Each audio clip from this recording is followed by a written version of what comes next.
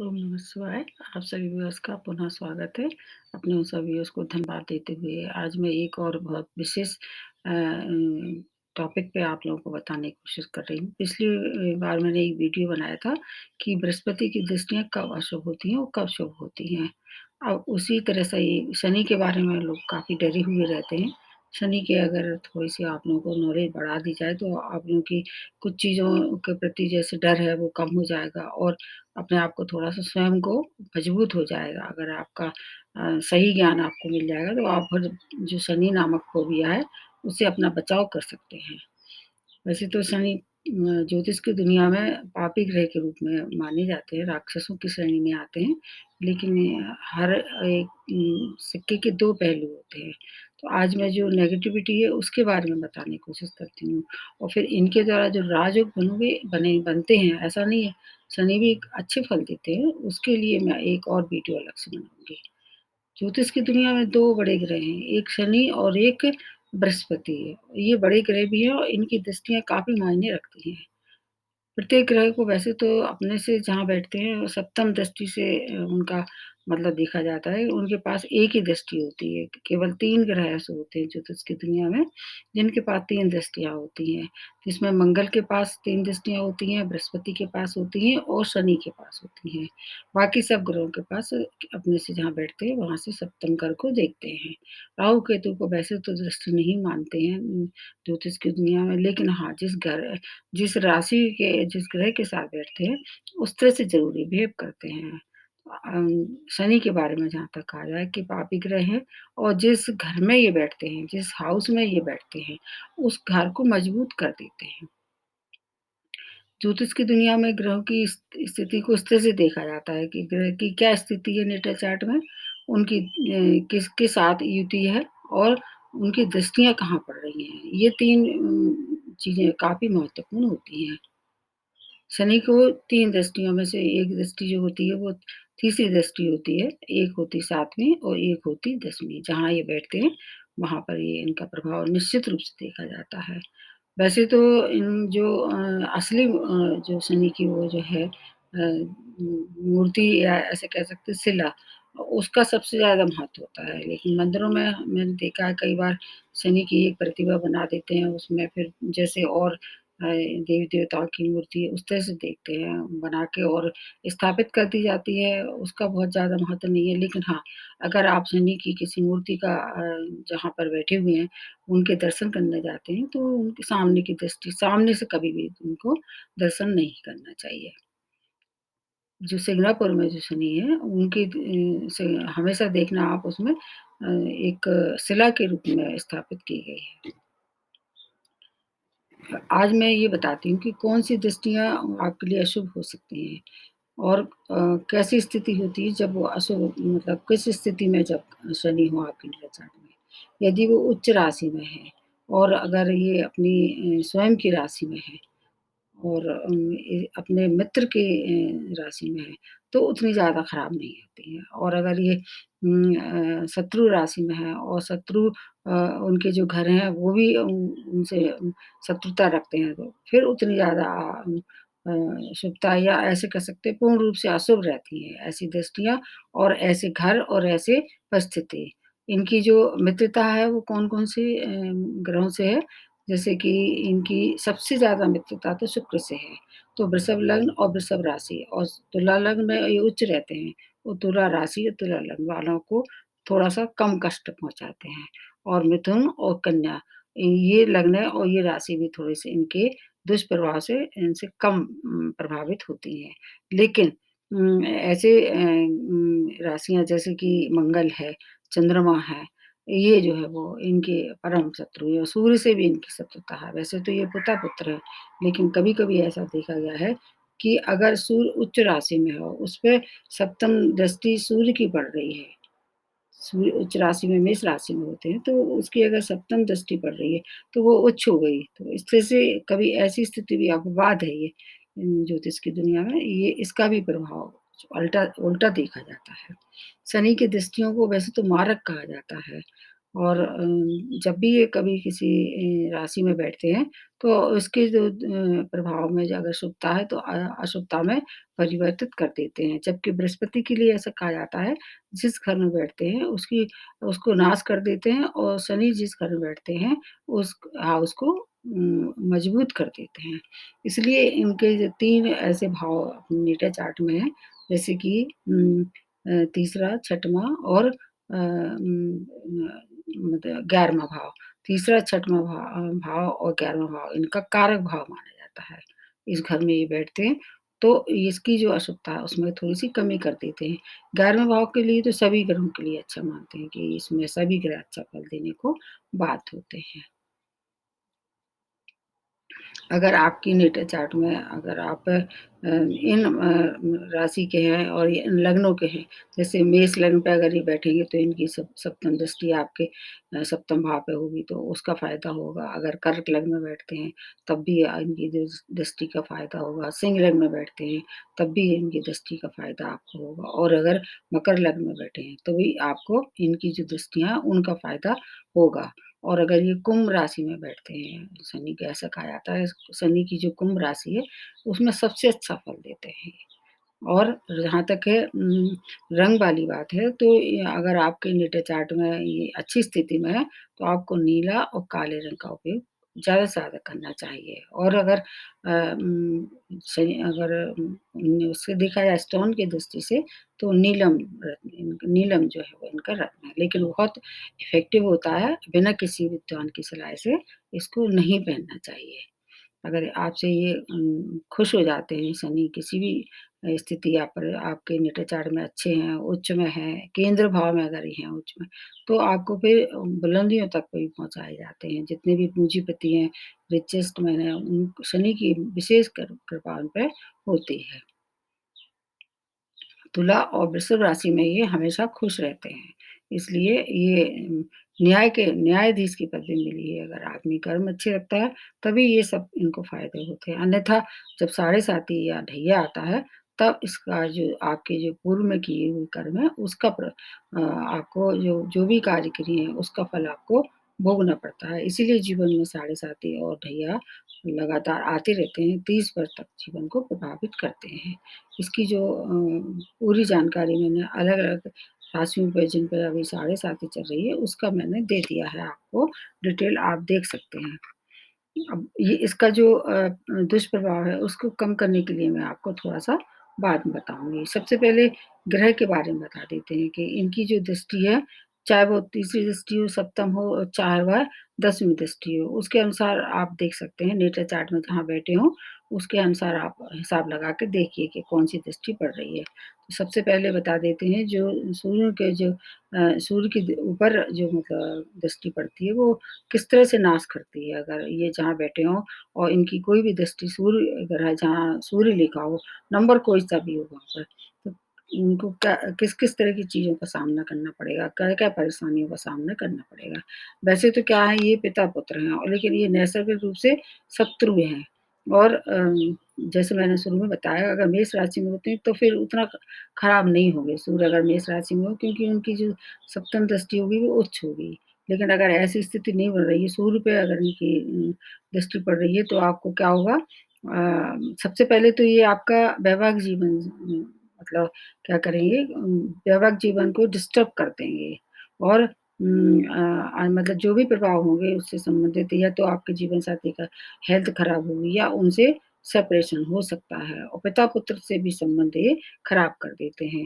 अगर सेपरेशन नहीं होता अभी किसी भी कारण से पिता-पुत्र से या जीवन साथी से, तो ऐसी स्थितियाँ, परिस्थितियाँ का निर्माण करेंगे कि आपको उनसे दूर रहना पड़ेगा। फिर दूर रह के मतलब आप उनको उनसे थोड़ा-सा मतलब उनके मन कहना चाहिए मतभेद और मनभेद दो होता है, मनभेद और मतभेद दोनों हो सकते हैं। ऐसी परिस्थिति का निर्माण ये करेंगे और मान प्रतिष्ठा में भी कमी लाएँगे क्योंकि सूर्य को क्या है मान प्रतिष्ठा का देखा जाता है। गवर्नमेंट सेक्टर से जो आपको लाभ मिलना होगा, वो मिलना लगभग खत्म हो जाएगा।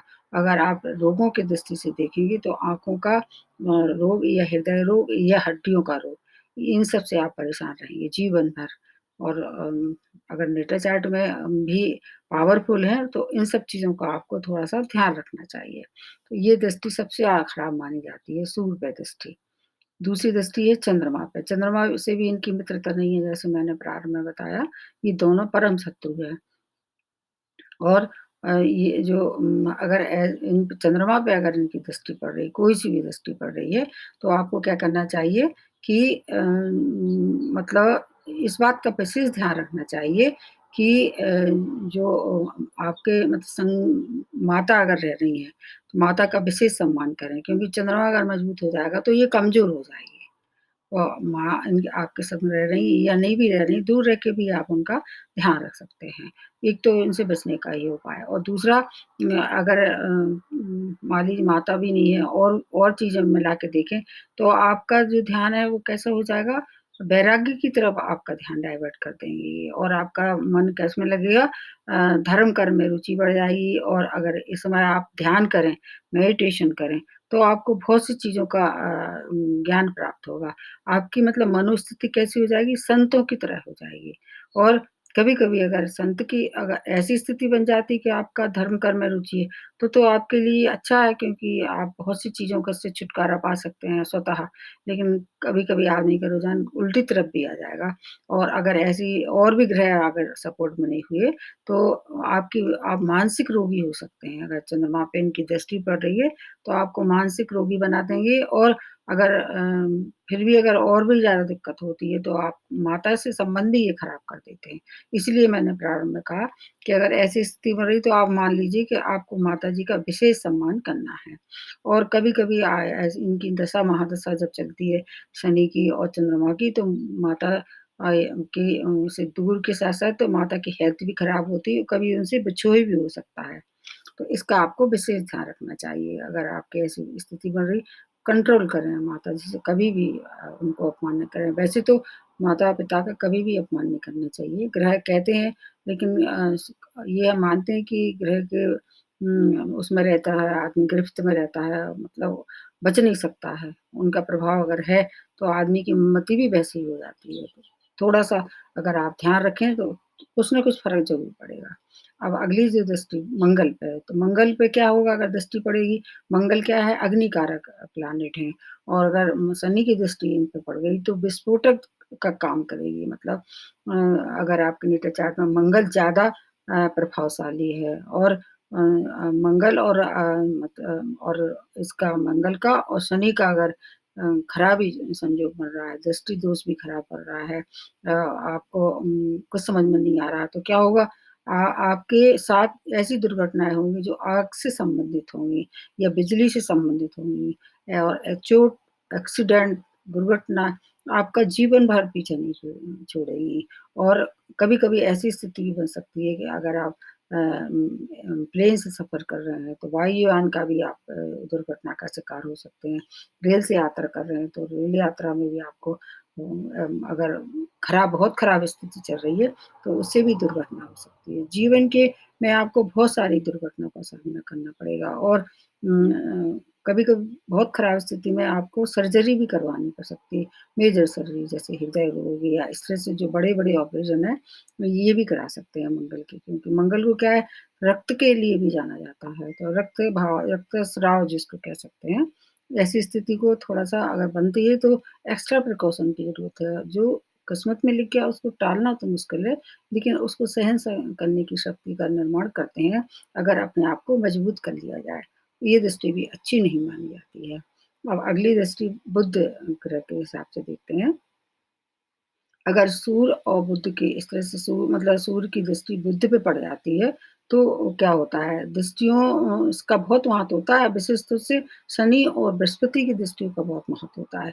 तो आदमी कैसा हो जाता है व्यक्ति इसमें उसको धूर्त बना देता है। शनि की दृष्टि से अगर बुध पे पड़ जाए तो आदमी धूर्त, मक्कार, स्वार्थी, चालाक और त्वचीय रोगों का शिकार होता है अगर और कभी-कभी उसकी जो बुद्धि होती है वो भी भ्रमित हो जाती है क्योंकि बुध क्या है बुद्धि का मालिक है।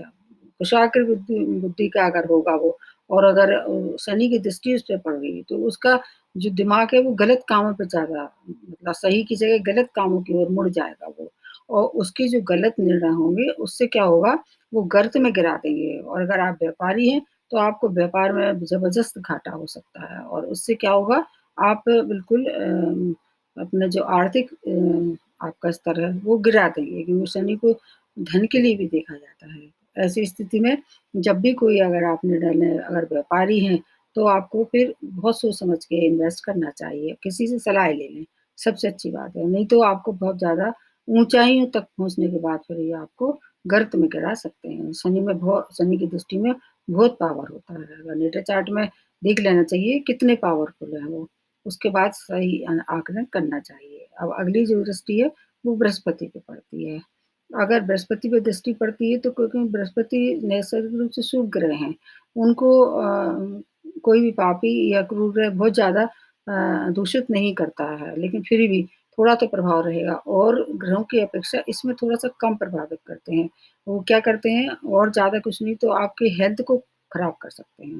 जैसे पेट के रोगी बना को मतलब आपको पेट का रोगी बना देंगे, लिवर या पाचन तंत्र से संबंधित जो परेशानी है, उसमें वृद्धि कर देंगे और ऐसे लोग क्या हो गए उनका ज्ञानी तो होते हैं जो जिनका बृहस्पति अच्छा होता है या बृहस्पति प्रधान जो लोग होते हैं बहुत ज्ञानी होते हैं वो और ज्ञानी में मतलब अगर इनकी दृष्टि पड़ जाए तो वो ज्ञान के साथ-साथ अहंकारी हो जाते हैं।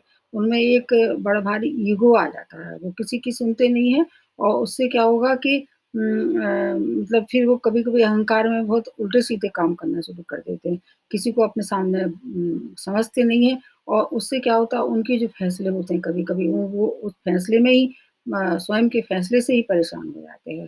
पर अगर ऐसी अपने आप को कंट्रोल करते हैं ऐसे लोग तो जज बनते हैं, कानून के अच्छे जानने वाले होते हैं और अपार सफलता से धन भी कमा लेते हैं।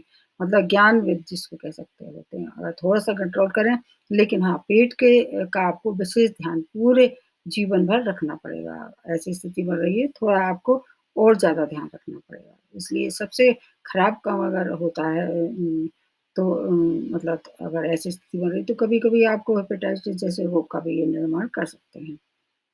अब अगली जो दृष्टि है शुक्र पर रहती है। शुक्र क्या है वैसे शुक्र और शनि वैसे तो मित्र हैं ये, दोनों की मित्रता है।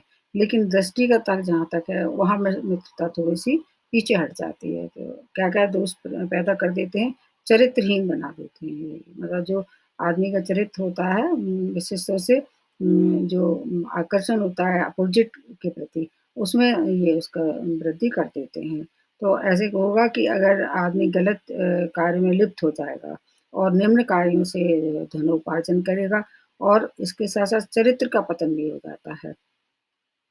और कुछ ऐसे इन्वेस्ट कर देगा अपने शौक पे या मतलब जो कहना चाहिए लग्ज़रियस चीज़ों पे इतना ज़्यादा खर्च करना शुरू कर देगा कि उससे उसकी आर्थिक स्थिति डमाडोल हो सकती है।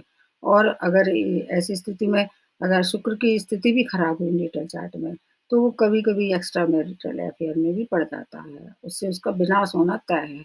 इसलिए शुक्र पे दृष्टि भी बहुत अच्छी नहीं मानी जाती है। अब उसके बाद आ जाते हैं राहु और केतु की दृष्टि। राहु और केतु के लगभग इसको एक सा मान के चलते हैं, तो नशे का शिकार हो जाता है, किसी भी एडिक्शन में पड़ जाता है, दुष्ट लोगों की संगति में पड़ के गलत कार्य करता है, गैर कानूनी कार्य करता है, जिससे कभी-कभी ये अपराधी और जेल यात्रा तक की भी नौबत आ जाती है। और अगर ये अगर ऐसे लोग जिनकी केतु के संग खास तौर से अगर इनकी दृष्टि बनती है, तो ये कभी-कभी अध्यात्म में इतना ज़्यादा लिप्त हो जाते हैं कि पूरे घर-बार छोड़ के और कहीं दूर चले जाते हैं, अनजान जगह चले जाते हैं और इससे इनके पारिवारिक रिश्ते भी खराब हो जाते हैं। राहु-केतु के लिए भी ऐसा ही जाना जाता है, अध्यात्म की दुनिया में इनका अच्छा रहता है पकड़ अगर ये अपने आप को स्वयं को नियंत्रित करें और अगर राजनीति के क्षेत्र में ऐसे लोग जाएँ, इनको अपार सफलता प्राप्त होती है। इसलिए राहु केतु की दृष्टि अगर आप पे पड़ रही है और गुरु का भी साथ मिल रहा है, तो अच्छी जगह है आपका मतलब मार्गदर्शन मिले, तो आप आध्यात्मिक गुरु भी बन सकते हैं, धार्मिक गुरु भी बन सकते हैं। और राजनीति में अगर आप ऐसे लोगों को मोड़ दिया जाए, इनकी एनर्जी सही जगह लगा दी जाए, तो ये फिर जो है वो राजनीति में ऊँचे पद तक प्राप्त करके और फिर ये अपना जीवन आगे बढ़ाते हैं और इनकी मान प्रतिष्ठा में भी बहुत वृद्धि कर देते हैं। इसलिए इन इन सब बातों का आपको ध्यान रखना चाहिए। अब जैसे मैंने शुरू में ही बताया कि सभी तरह से देख लेना चाहिए कि अगर आपका लग्न कौन-कौन-सा है और किस राशि में ये बैठे हैं और किस घर में बैठे हैं।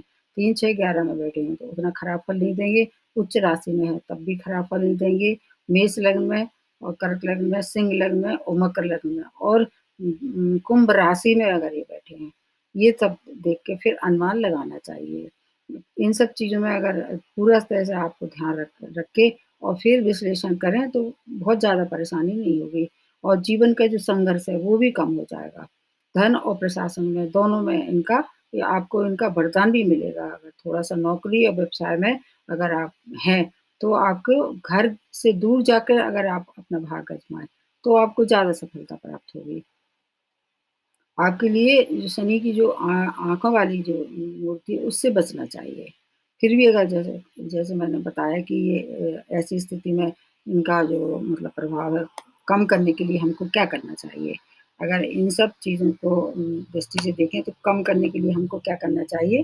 जैसे मान लीजिए सूर्य से आपको परेशानी है, तो आपको क्या करना है सूर्य को अर्घ देना चाहिए। चंद्रमा की वजह से अगर परेशानी है, तो आपको शिव की आराधना करना चाहिए और अगर मंगल की वजह से परेशानी है, तो आपको हनुमान जी की उपासना करना चाहिए क्योंकि जो मंगल हैं, जो हनुमान जी के लिए अच्छे मतलब समर्थक हैं या उनके सपोर्टर हैं और हनुमान जी की और शनि की ये दोनों की प्रॉमिस है कि जो हनुमान जी की आराधना करेगा, शनि उसको कभी भी परेशान नहीं करेंगे। अगर बुध की वजह से परेशानी है, तो आपको गणेश जी की उपासना करनी चाहिए और बृहस्पति की वजह से अगर परेशानी है, तो अपने से जो बुजुर्ग लोग हैं, उनका सम्मान करना चाहिए और शुक्र की वजह से अगर आपको दिक्कत है, तो आपको स्त्री वर्ग से बहुत रखना चाहिए। जितना भी करें आप स्त्री वर्ग का सम्मान करें, उनका अपमान ना करें और उनसे घनिष्ठता एक लिमिट में बनाएँ, अन्यथा आपका फिर चरित्र का पतन है, वो होना तय हो जाएगा और उससे आप बचाव कर सकते हैं।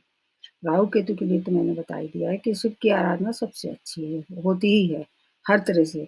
किसी भी अब अगर ये सब बातें आप नहीं याद रखना चाह रहे, तो आपको एक बात का विशेष ध्यान रखना चाहिए, सभी जितने भी सभी ग्रह हों, उनको मिला के देखना चाहिए। तो उसके लिए आपको क्या करना चाहिए, हर शनिवार को शनि मंदिर जाके जहाँ पर शिला हो, विशेष तौर से उसको प्रेफ़र करना चाहिए, वहाँ जाएँ हर शनिवार को उनकी जो शिला है उसके साइड से खड़े होके उनसे प्रार्थना करें, अपने जो जाने-अनजाने जो गलती हो जाती हैं, उनकी माफ़ी माँगे। अब दिव्यांग लोग जो होते हैं, जो हैंडीकैप लोग होते हैं, जो मतलब वैसे होते हैं, अपंग होते हैं, उनकी सहायता करें, उनको कभी कष्ट ना पहुँचाएँ। अपने से जो नीचे अंडर काम करने वाले लोग हैं, आपके घर के मेड हैं या आस-पास कोई ऐसे नीडी लोग हैं, उनको समय-समय से कम अगर हो सके आपके हाथ में है, आपका पॉकेट अलाउ करते हैं, तो एक आदमी का भोजन कराएँ हर शनिवार को, जो भी नीडी लोग हैं। क्योंकि जो भी दान होता है, उन्हीं को देना चाहिए जो नीडी लोग हैं। अगर गलत आदमी को आपने दान कर दिया, तो उसका दुष्प्रभाव भी, उल्टा प्रभाव भी पड़ सकता है। शनि को हमेशा खुश रखना चाहिए ऐसी स्थिति में और कुछ नहीं कर सकते हैं, आपके आस-पास कुछ ऐसा नहीं हो पा रहा है, शनि मंत्र कर सकते हैं। अपने कर्मों को सबसे ज़्यादा ये मायने रखता है कि आपने कर्म सात्विक रखें, किसी के लिए खराब ना सोचें, किसी का खराब ना करें और जितना हो सके बड़ों का सम्मान करें। अपनी तरफ से मतलब अपने जो दुष्प्रभाव है, उनसे किसी की अगर आपके दुष्कर्म या दुष्प्रभाव उनसे किसी की हानि होने वाली होगी, तो वो अपने मन को विचार को त्याग दें और अगर हो भी जाए जाने-अनजाने तो उसको अपने स्वयं से माफ़ी माँगे या क्योंकि अपने अंदर ही स्वयं के अंदर ही भगवान होता है। अगर अपनी गलती का एहसास हो जाता है, आप अपने आप से ही माफ़ी माँग लेते हैं, तो ये भी आपका मैसेज जो है वो पहुँच जाता है। मतलब जो जो भी आप सोचते हैं, जो छोटी-सी सोच भी होती है, वो कहाँ स्टोर हो जाती है। आपका जो सौरमंडल है, उसमें एक-एक शब्द का आपका महत्व है। तो इन सब बातों को अगर आप ध्यान रखेंगे, तो शनि आपको फिर ज़्यादा कुछ नुकसान नहीं पहुँचा पाएँगे। फिर भी अगर कोई दिक्कत है तो आप किसी को दिखा सकते हैं अपना नेटली चार्ट और उसके आधार पे फिर सही निर्णय लें कि आपको कहाँ परेशानी और किस वजह से है। आज के लिए इतना ही। नमस्ते और धन्यवाद।